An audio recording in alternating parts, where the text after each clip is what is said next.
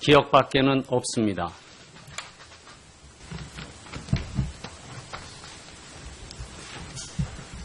여러분도 잘 아시겠지만 그 시절 열악했던 주택난 속에서 1년이 지나면 거의 예외 없이 집세를 올려줘야 했고, 집세를 올려주지 못하면 집을 비워주고 나가야 했습니다. 바퀴 3개 달린 용달차에 이불과 속가지를 싣고 신장로를 달려갈 때 뽀얗게 일어나는 먼지 속에서 저는 마치 소풍을 가는 기분이었습니다마는 지금 생각해보면 제 부모님의 심정은 아마 억장이 무너지는 심정이었을 겁니다. 그 시절 새빵살이는 참으로 고달프고 힘들었습니다. 그러나 이러한 어려웠던 경험은 훗날 제가 판사가 되어서 서울 민사지방법원 재직 시에 주택임대차 보호법을 적용하는 사건에서 임차인의 입장과 사정을 좀 더 잘 이해하는 배경이 되기도 하고 도움이 되기도 했습니다. 저는 그 후에 오로지 하루빨리 취업을 해서 가족들의 생계를 제가 책임지어야 되겠다는 오직 취업 일념의 마음으로 상업학교에 진학을 했고, 다행스럽게도 고등학교 졸업과 동시에 은행에 취업이 되었습니다. 그러나 취업의 기쁨도 잠깐이고, 제가 은행에 취업하자마자 석 달 후에 그동안 병환으로 고생하시던 부친께서 돌아가셨습니다. 그때 만 18세도 되지 않았던 제가 졸지에 상주가 되었습니다. 장례를 어떻게 치러야 할지도 전혀 몰랐습니다. 그런데 그때에 제가 살던 산동네 동네 주민들이 나서서 저의 부친의 장례를 치러주었습니다.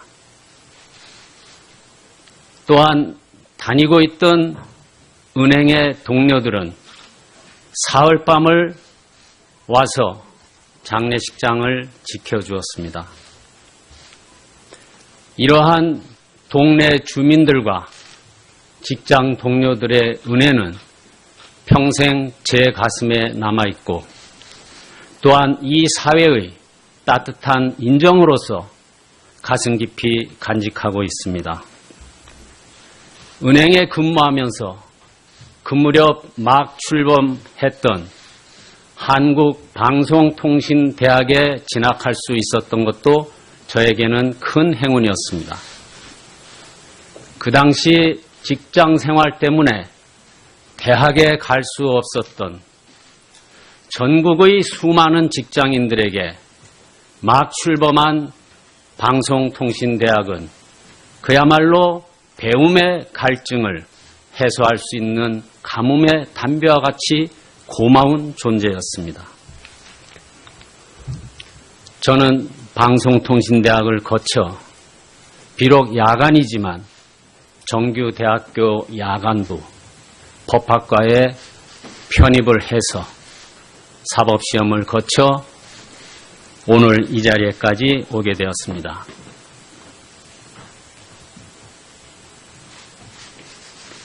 인생의 고비고비마다 동네 주민, 직장 동료 등 우리 사회가 저에게 베풀어 주신 배려에 감사하고 있습니다.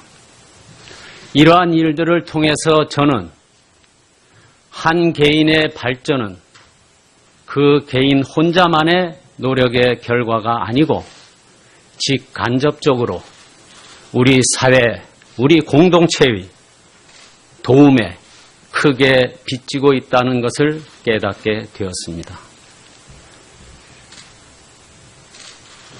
저는 1982년 당시 권위주의 정부 하에서 법관 생활을 시작했습니다.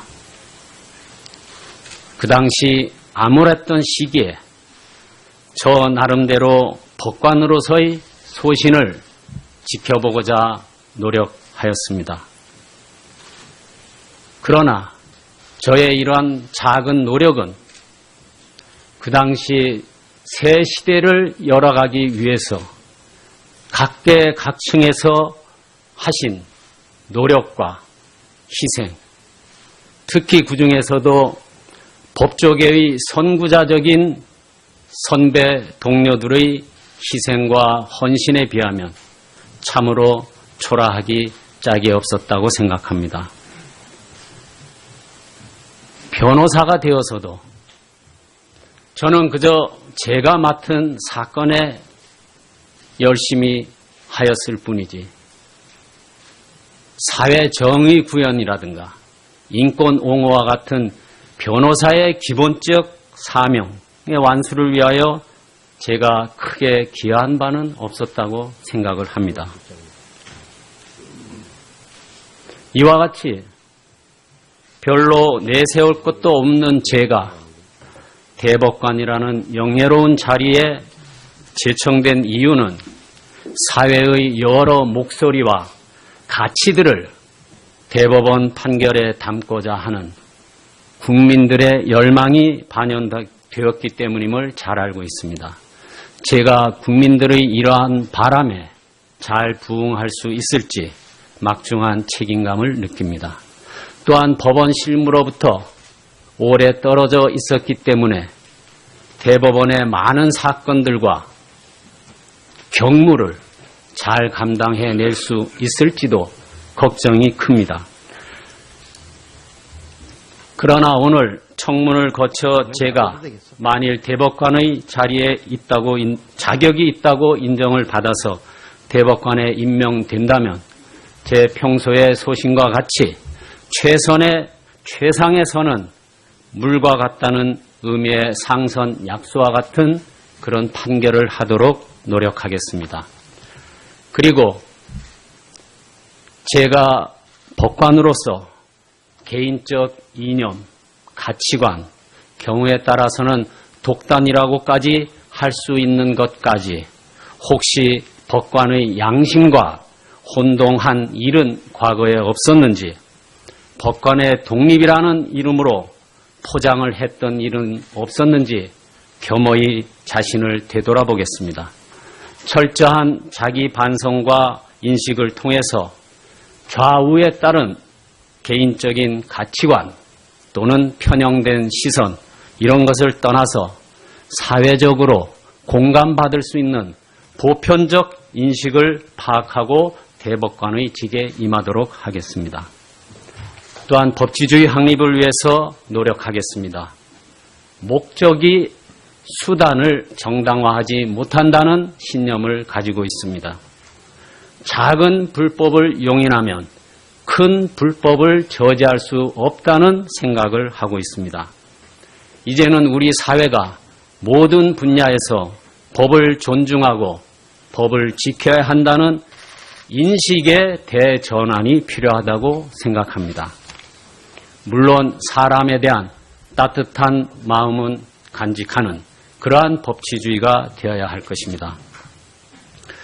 만일 위원님들께서 저의 부족함에도 불구하고 사회적 경험과 변호사로서의 법조 경험이 우리 사회의 다양한 목소리를 사법부의 판단에 반영하는 데 기여할 수 있을 것으로 평가하여 주신다면 저의 경험과 배운 바를 살려서 공정하고 올바른 판결을 하여서 신뢰받는 사법부로 거듭나는 데에 작은 힘이나마 보탬이 될 수 있도록 최선을 다하겠습니다. 끝으로 오늘 이 자리에 선 저희 모습에서 혹시라도 부족한 점이 발견되면 그것은 경계의 교훈으로 삼고 혹시라도 긍정적인 측면이 발견되면 미래의 꿈을 키우고 있는 우리 젊은이들에게 저의 모습이 희망의 작은 등불이 될 수 있기를 기대합니다. 감사합니다. 도움이 되기도 했습니다. 저는 그 후에 오로지 하루빨리 취업을 해서 가족들의 생계를 제가 책임지어야 되겠다는 오직 취업 일념의 마음으로 상업학교에 진학을 했고 다행스럽게도 고등학교 졸업과 동시에 은행에 취업이 되었습니다. 그러나 취업의 기쁨도 잠깐이고 제가 은행에 취업하자마자 석 달 후에 그동안 병환으로 고생하시던 부친께서 돌아가셨습니다. 그때 만 18세도 되지 않았던 제가 졸지에 상주가 되었습니다. 장례를 어떻게 치러야 할지도 전혀 몰랐습니다. 그런데 그때에 제가 살던 산동네 동네 주민들이 나서서 저의 부친의 장례를 치러주었습니다. 또한 다니고 있던 은행의 동료들은 사흘밤을 와서 장례식장을 지켜주었습니다. 이러한 동네 주민들과 직장 동료들의 은혜는 평생 제 가슴에 남아있고 저는 마치 소풍을 가는 기분이었습니다마는 지금 생각해보면 제 부모님의 심정은 아마 억장이 무너지는 심정이었을 겁니다. 그 시절 새빵살이는 참으로 고달프고 힘들었습니다. 그러나 이러한 어려웠던 경험은 훗날 제가 판사가 되어서 서울 민사지방법원 재직 시에 주택임대차 보호법을 적용하는 사건에서 임차인의 입장과 사정을 좀 더 잘 이해하는 배경이 되기도 하고 또한 이 사회의 따뜻한 인정으로서 가슴 깊이 간직하고 있습니다. 은행에 근무하면서 그 무렵 막 출범했던 한국방송통신대학에 진학할 수 있었던 것도 저에게는 큰 행운이었습니다. 그 당시 직장 생활 때문에 대학에 갈 수 없었던 전국의 수많은 직장인들에게 막 출범한 방송통신대학은 그야말로 배움의 갈증을 해소할 수 있는 가뭄의 담배와 같이 고마운 존재였습니다. 저는 기억밖에는 없습니다.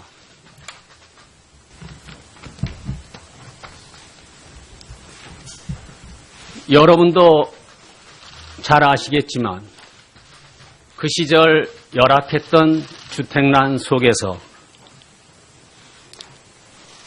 1년이 지나면 거의 예외 없이 집세를 올려줘야 했고 집세를 올려주지 못하면 집을 비워주고 나가야 했습니다.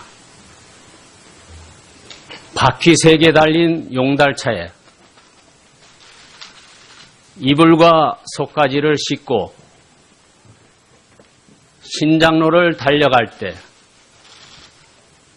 뽀얗게 일어나는 먼지 속에서